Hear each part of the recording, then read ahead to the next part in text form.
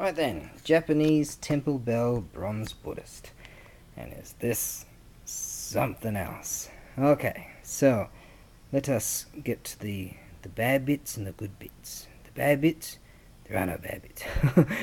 It's just wow. This is a wow bell. You will find that the kanji that it presents here. Oh, you hear that bang? That's Crowy. It's a karasu. I threw a whole bunch of biscuits and rice and bread and whatever goes mouldy or whatever. He doesn't mind. And he'll eat it all. I chuck it all on the roof and yep, he's having a good time. Oi, Croy! I'm trying to do a video here. Anyways. Okay, now. There he goes, he's gone. Now, this here, you'll find that a lot of the kanji here, they're like this really old script. And even with modern tech, with the kanji searches and stuff like that, a lot of this remains, not a lot of it, but some of it remains unknown.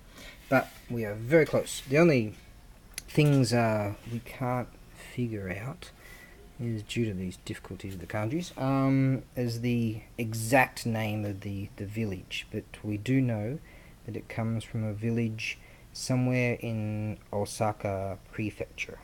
So the kanji for the village is obscure, but this is way back in the 1700s, so who knows, the village might not even exist now. Maybe it does, who knows. It's got this really beautiful, what do you call that, the lip style. Sometimes you see that on Meiji period plates, because sometimes Meiji period plates have this type of what they call the lip. But Meiji period is 1868 to 1912. But I've said to people before that I've sold bells similar to this, and I've said that safely, to be safe, oh, it's in likelihood, you know, it's Meiji period, but in likelihood it's a lot older.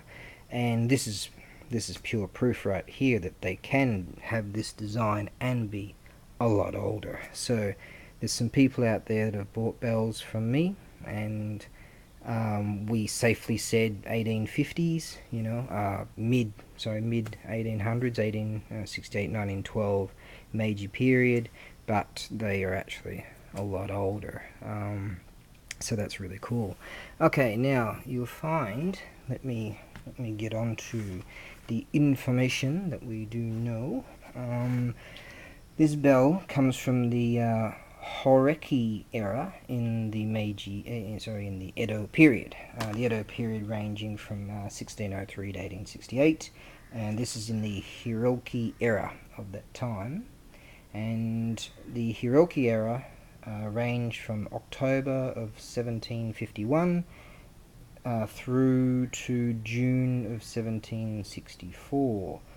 And 3 months prior to this bell being made, and it's a really heavy style. This is really heavy.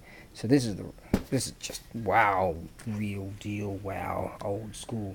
3 months prior to this bell being made, it was the time of Emperor Momozono, who abdicated in favor for his successor, his sister, and his sister took on the name of Go Sakuramachi. And shortly after, her brother Momozono died at the age of 21. He died in August of, at the age of 21, he died in August of 1762. Now, Go Sakuramachi, this was the empress of that time, and that this particular bell was in that time. I'm trying to look at what I have in all these listings in in this information here. A lot of it's in Japanese words. And anyways, let me see here. Go Sakuramachi, you gotta love Wikipedia, eh? Go Sakuramachi herself eventually abdicated in favor of her nephew. And let's see now, she abdicated in 1771. So this is the time of her reign. This is the time we're talking about with this bell. That's what I'm trying to say. And in the history of Japan, Go Sakuramachi was the last of 8 women to take on the role of Empress Regnant, which means she was not like a widow or something like that. She was the top person, the Empress, the toppermost of the poppermost, as the Beatles put it, and the last of 8 women to take on that role. So that's pretty amazing. This is how long ago we're talking about here. Check this out. Original. Look at that. Huge. And this is the Ridge Ditch. That's beautiful. I am going to include this real deal beautiful incense, of which I'm reducing the portions because I'm running out. It's very beautiful. I'm going to include this old school Japanese kimono. That's a real deal right there. And this old school, this is old school. This might even be the original itself too. So that's that. Now let us get on to the sound. It's perfect. It's just perfect. This camera is garbage, so I'll try to keep it away so it doesn't affect it too much.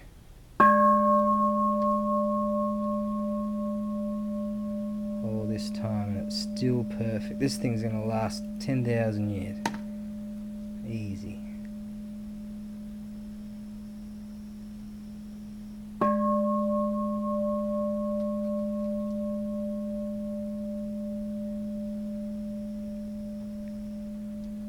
December of 1762.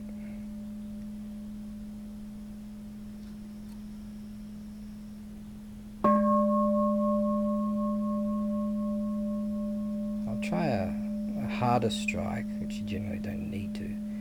They never do anyways, but this camera's just garbage, so it might go all wonky. Oh, a bit harder than that. I do know that this camera, once it high pitch gets to it, it goes wonky. Can't believe that people entrust me to be the custodian of things like this. Are they mad? Me? Are you kidding? And